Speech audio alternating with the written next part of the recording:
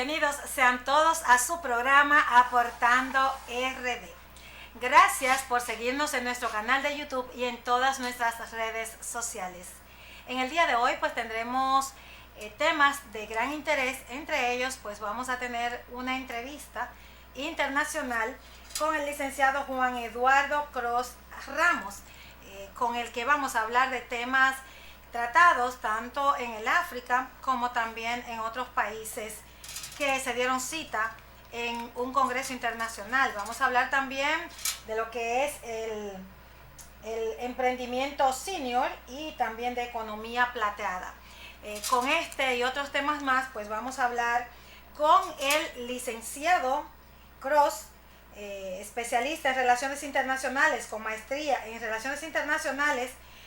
También lo tenemos como licenciado en administración. Nosotros vamos a conectar con él e inmediatamente pues podamos hacer el contacto, y que debido también a los temas que los países pues están reunidos para tratar es la longevidad de la vida humana, donde se tendrán que tomar algunas medidas, y los países pues están tratando el tema sobre la seguridad de los envejecientes, toda vez que después de que usted cumple los 60 años y un poquito más, pues los países pues no le están dando lo que es la protección de la seguridad social, a pesar que por ejemplo en la República Dominicana nosotros tenemos leyes que así protegen a las personas envejecientes. Esto pues debemos darle más ejecutorias y también algunas transformaciones que se han dado. Pues antes nosotros podíamos decir que el nivel de vida, o sea, de longevidad, era 70, 75 años. Ahora estamos viendo personas que están viviendo normalmente hasta más de 100 años. Entonces hay que proteger y ver qué es lo que se trató con este especialista en relaciones internacionales. Él es licenciado en este tema y también pues trabaja en varias organizaciones académicas a nivel de Latinoamérica y otros países también que no son de habla hispana. Vamos a ver cómo pues podemos conectar con el licenciado, a ver si tenemos cómo conectar, Master. Sí, vamos a ver.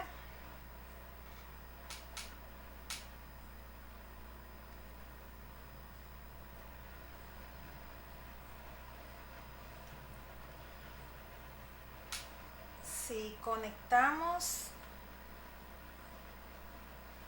con el licenciado. Mientras tanto, pues debemos saber que los envejecientes son personas ya un poco vulnerables, por lo que debemos nosotros proteger tanto su integridad física como mental, tanto los hijos como también los otros familiares. Hay personas que no han tenido hijos y que llegan a la vejez, que no necesariamente tiene que ser la triste vejez.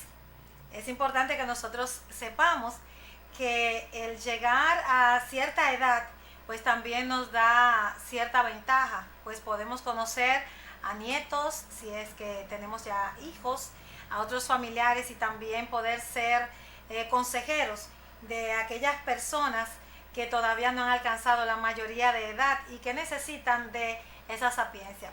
Me encanta cómo en China, en los países orientales, nombran a las personas ya adultas, a los adultos mayores, los llaman consejeros, y otros también pues sirven de voluntarios tanto en hospitales y en centros como son de organizaciones sin fines de lucro, que entran entonces a cumplir una labor allí. Y hoy pues nosotros debemos tener lápiz y papel para poder ver qué están hablando los países precisamente sobre los envejecientes, las personas ya de la tercera edad, como llamamos aquí. Vamos a ver si tenemos en línea, vamos a ver si ya tenemos en línea al magíster Juan Eduardo Cros, quien está conectando en vivo Bienvenido, mi distinguido. Adelante. ¿Cómo está, doctora? Mucho gusto en saludarla. Buenas noches para mí y buenas tardes para ustedes.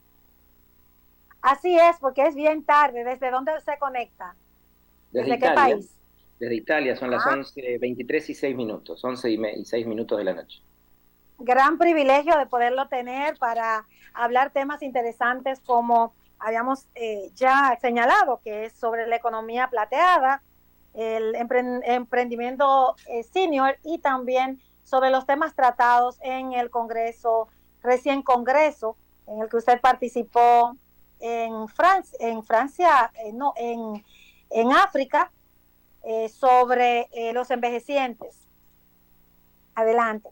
Bueno, antes que nada, gracias por la invitación. Entender un poquito el contexto de qué es esto de la economía plateada, porque a veces suena un concepto un poquito extraño. La palabra viene del silver economy en inglés, que significa el pelo plateado, las canas, el que estamos empezando a cambiar de color, ¿no? Y quedamos con ese pelo medio color tiza, color mezclado con otros colores. Pero eso significa, ¿y qué significa esto? Que las personas de más de 50 años, no es que seamos viejos, al contrario, es un tema de, yo acabo de cumplir los 50 años y me siento en el mejor momento de la vida, pero sí se considera los efectos de la economía como un grupo etario que cada vez va a ser más grande, que ya es mucho más grande que hace 20 años, 50 años, 70 años en el mundo, porque antes vivíamos este promedio, 50, 50 y pocos años, ahora estamos en promedio ya a nivel mundial de 70 y tantos años, América Latina en el entorno de los 80, Japón ya 80 y tantos, casi 90, España 84, es decir, y cada 3 años más o menos vamos a ir ganando uno, por lo cual las tendencias hacia el 2050 en adelante es que las personas realmente va a haber una pirámide deformada y seguramente incluso después del 2055-2060, yo sé que estas cifras para los que nos estén escuchando y viendo pueden significar mucho tiempo, pero para la historia de la humanidad es un instante, 30 años más, 25 años más, vamos a empezar a perder población incluso a nivel mundial. Ya tenemos casos como en España, como en Italia, incluso en Uruguay, el país más longevo de Latinoamérica, mi país, donde he nacido y me he formado, que ya este año seguramente va a registrar el último censo que se está terminando de procesar, que vamos a perder un poquito de población. Y esto no es por migración, en el caso de Uruguay no hay en este momento una fuerte corriente de emigrar del país, sino porque la tasa de natalidad es tan baja, que no logra sostener la población, es decir, que mueren más personas de las que nacen. Por lo tanto, empieza a perder población. Y esto tiene varias connotaciones, ¿no? Que podemos ir analizando, pero dígame usted si estamos bien en el concepto en general de enmarcar lo que es la economía plateada. Así es correcto, es muy correcto. Adelante. Bueno, entonces, en definitiva, es analizar las necesidades que tenemos las personas. Por supuesto que hablar de una franja etaria tan amplia que puede ir entre los 50, 55 años hasta los 90, hay distintas realidades ahí, ¿no? Hay que hacer unas subdivisiones, ¿no? En general se habla de que entre los 50 y 60, 65 años es una etapa más bien todavía de concretar proyectos laborales, de emprender, de volver a estudiar. Eso sí es un fenómeno relativamente nuevo. A nosotros antes en la vida de 3 etapas, que era estudiar, trabajar y luego retirarse o pensionarse, no se pensaba que uno tenía que volver a estudiar. Estudiábamos a los 15, a los 18, hasta los 20 y pocos años. A lo sumo, algunos años después hacíamos algún posgrado o algún curso de actualización corto, pero no se pensaba en la necesidad de volver a estudiar cosas nuevas. Bueno, nosotros ya estamos en la generación de tener que estudiar cosas nuevas y ni hablar las generaciones que vienen detrás. Ya no va a bastar estudiar una sola vez en la vida. Va a haber que estar estudiando cada poco tiempo, cada pocos años. Y cosas diferentes. O sea, yo tal vez estudié relaciones internacionales y hoy por hoy tuve que hacer después, no sé, educación virtual, a entender cómo se hacía la educación virtual, y hoy o mañana tendré que hacer cursos de programación y más adelante de, no sé bien de qué, ¿no? Sumado a toda la otra formación no formal, que se llama la educación no formal, que es sacar conocimiento hoy por hoy de la Internet, de reuniones de trabajo, de congresos, de actividades muchas veces cortas, de un desayuno de trabajo incluso, pero que uno puede y debe extraer aprendizajes concretos, ¿no? Estamos en la era del conocimiento, en la sociedad del conocimiento. Por lo tanto, la ventaja de los países ya no es si tienen petróleo o no, si tienen oro, si tienen algunos minerales, si venden carne, como el caso uruguayo, de primer nivel. No, eso ya es algo del pasado. Es lo que nos da de comer hoy, pero pensando en los próximos 20, 30 años, la economía, la gig economy que se llama, que es la economía de los datos, de la información, la economía de la inteligencia, del conocimiento, va a implicar que las ventajas que teníamos hoy como países incluso van a desaparecer. Les voy a poner un ejemplo. Israel hoy produce carne, aunque no tenga ventajas comparativas para hacerlo, pero produce carne en lugares tipo mal llamados laboratorios, pero a partir de células animales genera carne, cortes directos de carne sin criar la vaca y sin matarla, ¿no? Y nosotros en Uruguay somos fuertes en eso, tenemos alrededor de 20 millones de cabezas de ganado. Entonces, evidentemente que son cosas que empiezan a surgir que todavía hoy no nos hacen un daño grande, pero hay que prepararse para eso. Y en ese contexto, al vivir más años, vamos a tener que estirar la pensión, los años de trabajo, la longevidad laboral que se llama. Por ende, vamos a tener que volver a estudiar, vamos a tener que actualizarnos, vamos a tener que hacer lo que se llama el reskilling, o sea, recapacitarnos.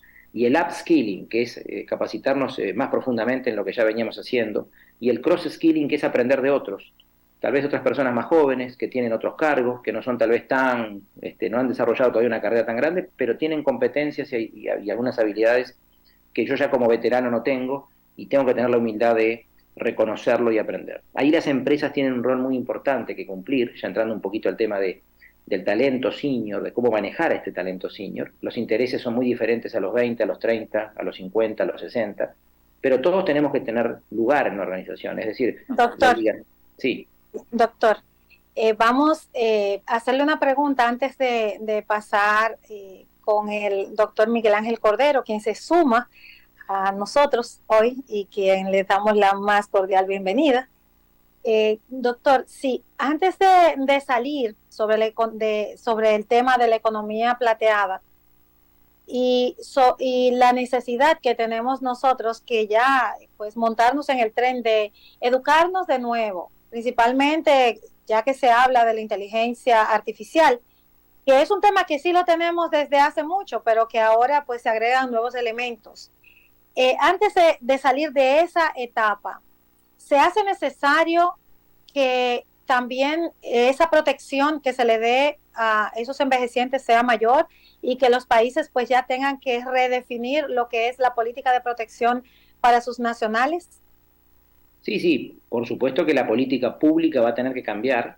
Ya hay países, por ejemplo, como el Reino Unido, como Japón, Noruega, que tienen ministerios o agencias especializadas para combatir la soledad no deseada, que se llama, ministerios para combatir la soledad. Porque, entre otras cosas, lo que se está viendo, y las nuevas generaciones van a ser más así, que como no van a tener tantos hijos, uno a lo sumo, o no van a tener hijos directamente, van a envejecer cada vez más solos, o al menos con aquel paradigma diferente al que teníamos nosotros, que íbamos a tener hijos o que nos iban a cuidar, acompañar, etcétera. Por eso las redes sociales, y ahí el Estado tiene un papel que jugar, les sugiero a propósito a los televidentes y a los que nos escuchan que miren en Netflix una serie que es muy interesante, se llama Las Zonas Azules, que demuestra los lugares en el mundo, 5, que hay más cantidad de personas centenarias, es decir, de más de 100 años, en proporción a la población, por supuesto, ¿no? Y ahí estamos en Japón, en el sur de Japón, Okinawa, en Grecia, en el sur de Italia, en Costa Rica y en un estado específico de Estados Unidos. Y si bien tienen características diferentes, una de las cosas en común que se encontró en la investigación, que por qué viven más años las personas, es porque viven en comunidad, porque están acompañados, porque hacen tarea social, porque pertenecen a grupos de diferentes cosas. No necesariamente de trabajo remunerado, pero sí de voluntariado, de fiestas, de reuniones, de muchas amistades y de hacer ejercicio físico caminando permanentemente para ir a estos lugares. Entonces, ahí hay algunos puntos en común que ojalá cada uno, ustedes tienen la suerte de vivir en una isla en la cual yo he estado muchas veces y me gusta mucho, no solo como turista, sino trabajando ahí para universidades, para una consultora, etcétera. Y es una ventaja, porque el tema climático, más allá de lo que lamentable que pasó a propósito, y les mando un saludo por lo último que pasó los otros días, que fue una desgracia natural, pero en general vivir en una isla con esa calidad de aire, de clima, de alegría y demás, ayuda, son elementos que ayudan a una mayor longevidad. De todas maneras, todos los países van a envejecer igual, todos nos vamos a terminar enfermando, todos vamos a tener que en algún momento necesitar de protección, y nuestros países en América Latina tienen que avanzar mucho, repito, no solo en la medicina preventiva física, sino en la salud mental. La gran enfermedad del siglo XXI es y será la salud mental, y ya lo estamos viendo, ¿no? Y la depresión excesiva, y tomar solamente muchos medicamentos antidepresivos que muchas veces terminan en suicidio. Y es una lástima porque incluso está atacando a personas de mediana edad y jóvenes. Pero ni hablar en las personas que saben, ahí el secreto es el propósito de vida. Las personas tenemos que renovar el propósito de vida. Y ahí el Estado también tiene que ayudar a generar intervenciones en barrios, a través de las alcaldías, de las municipalidades, para estar cercano a la gente, con actividades culturales, recreativas, deportivas, sociales, de integración social, y que estas personas renueven sus propósitos, más allá de tal vez no tener una gran familia que lo acompañe, porque todos sabemos que hay mucha inmigración de jóvenes, se van a otros países, a otras ciudades, porque ya la familia se va a ir achicando, repito, hacia abajo, a las futuras generaciones, pero pertenecer a cosas y ser importante hacer cosas por otras personas, ¿no? Así es. Doctor, un placer tenerlo en este programa Aportando RD. Tenemos una inquietud con relación a lo que es la compartimentación de los seres humanos en una sociedad y su integración en las diferentes actividades que se realizan. ¿Qué le sugiere usted a ese público que nos sigue de Aportando RD sobre cuál sería la metodología adecuada para integrar lo que es el sistema familiar en una causa común para adquirir lo que se llama el rejuvenecimiento de una salud mental adecuada, que comienza a nivel familiar, pero se integra a nivel social, y el mayor beneficiario es el Estado, que a través de políticas públicas, como usted muy bien lo ha dicho, debe propiciar estas iniciativas?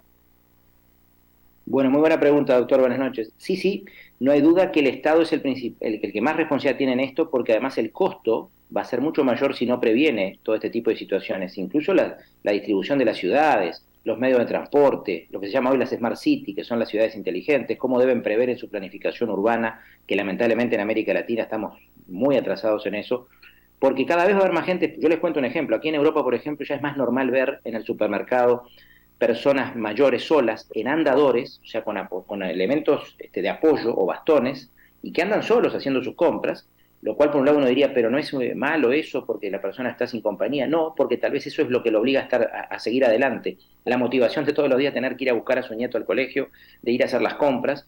¿Por qué? Porque es lo que te tiene que mover. Pero es más normal ya ver personas adultas, adultas mayores, digo, con estos elementos, que carritos de bebé. No se están viendo mucho. Aquí ya en Europa ya pasa eso, ¿no? España en este momento, para que tengan una cifra muy fuerte, tiene más personas mayores de 65 años que menores de 20. Hoy ya España, ¿no? Y eso se va a dar en todos los países, y América Latina está incluso acelerando mucho este proceso. Lo que le costó 80, 100 años a países como Suecia envejecer de esta manera, a nosotros nos va a costar 30 años como promedio en América Latina. O sea, el ritmo de envejecimiento nuestro está acelerado por los propios beneficios de la tecnología y las innovaciones médicas que los países de primer mundo han logrado, y que luego es más fácil bajarlas a nuestro sistema de salud. Entonces, volviendo a su pregunta, el Estado tiene su responsabilidad, pero el sector privado también tiene. Hoy por hoy existe incluso una certificadora en Estados Unidos, una empresa que certifica a las empresas que son amigables con los veteranos, con las personas de más de 50, 55 años en el ambiente laboral. ¿Qué quiere decir? Que las oficinas están pensadas, que los baños están pensados para personas que tengan problemas físicos hoy o mañana, o de movilidad, que el ambiente del jefe, la flexibilidad horaria, la cultura organizacional esté adecuada a personas que ya tal vez no tienen el mismo nivel de concentración, que pueden tener algún temita y alguna flexibilidad familiar que tienen que tener de horarios y demás por temas médicos, porque tienen que tener más pausas activas, porque tienen que tener hasta hábitos. Y ahí una buena pregunta: las empresas tienen que ayudar a generar hábitos saludables, de rutinas de ejercicios, de alimentación saludable, de relaciones. Vuelve y juega. El tema de la emocionalidad y las relaciones sociales de calidad, no tóxicas, no malas, son fundamentales. Entonces, todo eso es un trabajo del Estado, de la educación, muy importante, porque a veces la gente joven me queda mirando cuando dice, bueno, me falta mucho a mí.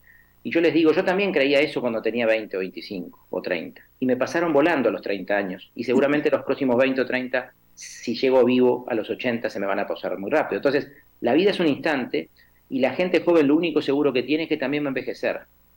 Y va a envejecer incluso más tiempo, va a vivir más que nosotros, las generaciones que vienen abajo. Entonces, se tienen que preparar. Este tema tiene que dejar de ser un tabú, y tenemos que hablarlo claramente, pero como una noticia buena. Vivir más y mejor tendría que ser una buena noticia para todos. El problema es si no nos preparamos como sociedad, como empresas, como Estado, y en definitiva como sociedad civil, todos, va a ser duro vivir 20 años más que el promedio actual en condiciones de pobreza material, de falta de protección y de acompañamiento, de problemas de salud mental, de, en definitiva, no existir. Las personas, ahí llega un momento que no son reconocidas no por un premio ni por dinero. Queremos trascender, queremos hacer cosas porque queremos estar protagonistas de cosas, porque nos sentimos todavía con ganas y vivos para hacer cosas, y lamentablemente el sistema nuestro actual, incluso a nivel del marketing de las empresas, muchas veces desconoce que hay un mercado ahí necesitado de productos, de servicios, de comunicación, de atención.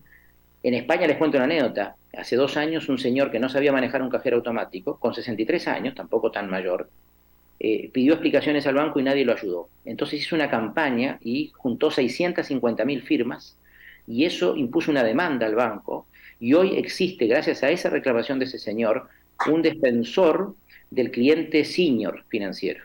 Y ahora es obligación de los bancos tener protocolos y procedimientos para atender a personas mayores que requieren una atención especial porque no se llevan bien con la tecnología, lo cual es muy normal. Pero la pregunta es por qué tuvieron que esperar los bancos a que fuera una multa y un ente público que generara una normativa obligatoria para no haberlo hecho por motus propio.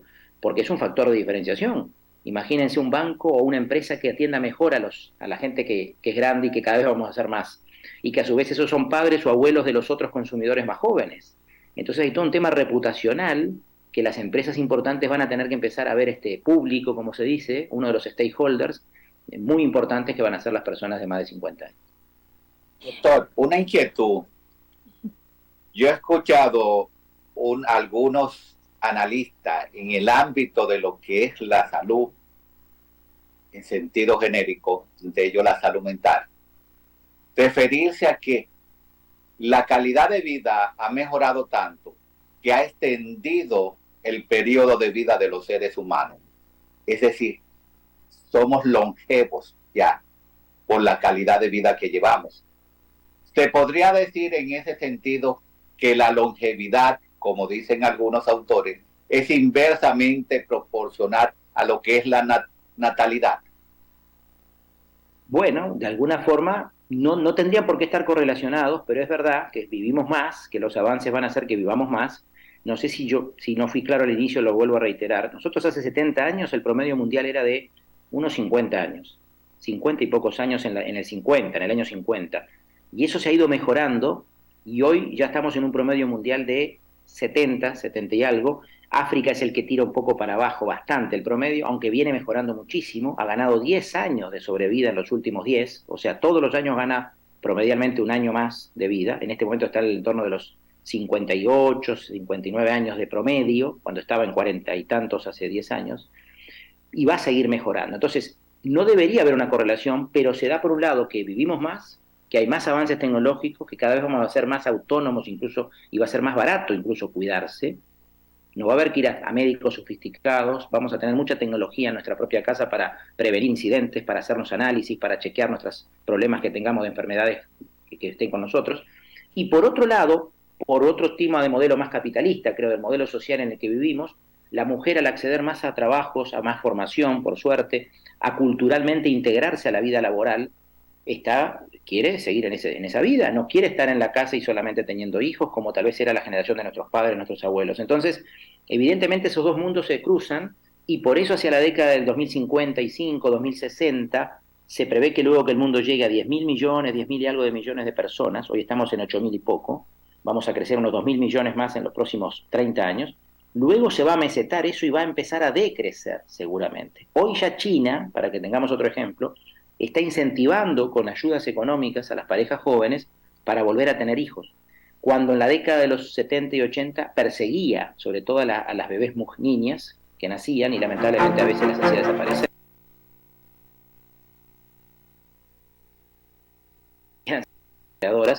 Y a los hombres eran importantes para el trabajo, ¿no? Los bebés. Entonces había toda una persecución y la gente escondía a los niños, y a las niñas sobre todo, etcétera. Miren cómo ha cambiado las cosas en 40 años, que China ahora al revés, necesita esa clase media emergente de 350, 400 millones de chinos que han mejorado económicamente en los últimos 20 años. Ahora esos jóvenes o esa gente de mediana edad no quiere tener hijos porque le gustó el modelo capitalista de consumir, de viajar, de formarse, de seguir estudiando, y eso retrasa y desestimula a muchas personas, más allá de las creencias religiosas que puedan tener, de tener familia, ¿no? Entonces estamos en un momento de un punto de inflexión, incluso en países que tenían o que tienen una gran población, como es el caso de China, ¿no? Sí, cuando usted hablaba de emprendurismo senior, ¿puede usted definir en pocas palabras qué significa? Bueno, el emprendimiento senior es lo que es el emprendimiento en definitiva, ¿no? No trabajar en una empresa y ser nuestro propio jefe, emprender. Ahora, ¿qué es lo que está empezando a notarse? Que cada vez crece más el porcentaje de emprendedores de más de 50 años. Esto se da por dos o tres razones. Primero, porque el sistema hoy por hoy todavía expulsa mucho del mercado laboral a personas de 45 o 50 años para arriba, y es difícil volver, o al menos en las mismas condiciones que teníamos. Segundo, porque también hay como una onda, una moda de emprender y de que después de la pandemia, sobre todo, incluso personas que tenían muy buenas posiciones corporativas en empresas importantes, han decidido retirarse para hacer lo que les gusta. Y ahí viene todo un tema cultural que nosotros muchas veces en nuestras generaciones anteriores nos indicaban o nos sugerían lo que había que estudiar y a qué había que dedicarse por lo que el papá quería, por lo que el abuelo había sido, porque económicamente servía más, porque se podía ganar mejor. Pero a veces la pregunta es, ¿soy feliz haciendo eso? Y la pandemia determinó el estar enfermo o ver la muerte de cerca o gente que se salvó, a darse cuenta que la vida se puede perder en un instante, que somos vulnerables. Y siempre fue así, y siempre lo será. Pero esos eventos obviamente nos hacen estar más cerca de la muerte.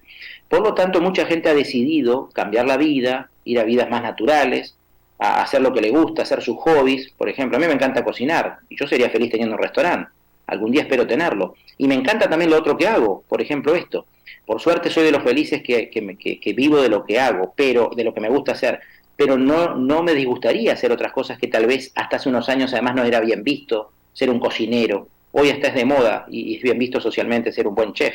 Les quiero decir con esos ejemplos de que muchas personas, por esa misma razón, quieren emprender. Algunos por necesidad porque quedan fuera del sistema, otros por moda, por probar esto del emprendimiento, y otros por decisión. Ahora, en conclusión es emprender dependiendo de tus capacidades financieras y personales y demás, de emprender un proyecto nuevo. Ahora, no necesariamente por dinero grande, no por querer hacer tanto dinero, sino por hacer lo que les gusta, por una pasión, por hacer el bien a otros, porque empieza el sentido de la trascendencia, de dejar algo, en caso que me pase algo.